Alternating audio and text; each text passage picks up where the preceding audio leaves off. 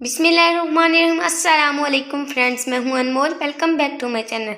आज मैं आपको आटा गूंदना सिखाऊंगी। कुछ लोग होते हैं जिन्हें आटा गूंदना नहीं आता सही से, उनका किसी का ज़्यादा पतला होता है, किसी का ज़्यादा गाढ़ा हो जाता है, मोटा हो जाता है।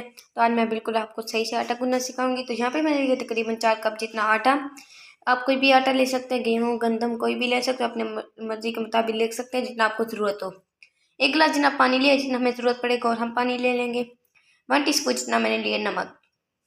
ये आपसे रिक्वेस्ट है कि आप कोई भी काम करने से पहले सर पे दुपट्टा ज़रूर ले लिया करें, नहीं तो शैतान होता है, फिर वो बहुत सा गुनाह मिलता है, तो उससे ये होता है।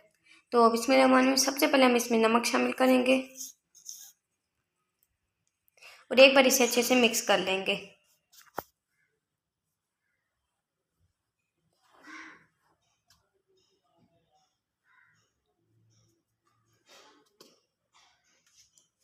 अब हमें आटा ये साइड पे करेंगे और थोड़ा सा इसके अंदर से सुराख तक कर देंगे।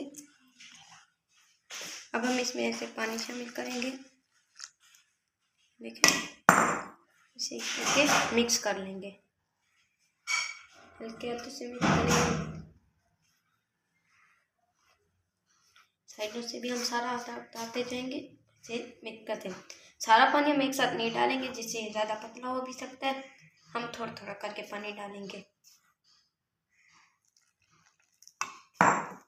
और साइडों वाला साथ साथ करते जाएंगे।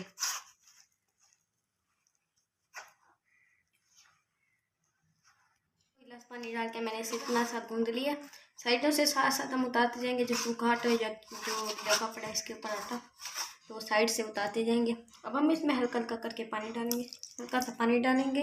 ये देखिए सारे साइड से मैंने उतार लिया। अब हम क्या करेंगे, अब हम और पानी नहीं डालेंगे, हल्का हल्का हाथों पे हम पानी लगाएंगे, यूँ करके पानी लगाएंगे, हाथ यूँ करके गूंद देंगे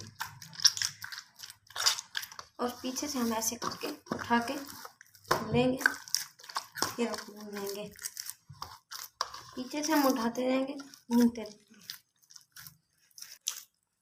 साथ साथ हमें जो उठा के गूंदते रहेंगे। ऐसे उठाएंगे ताकि ये चिपके ना साइड्स पे।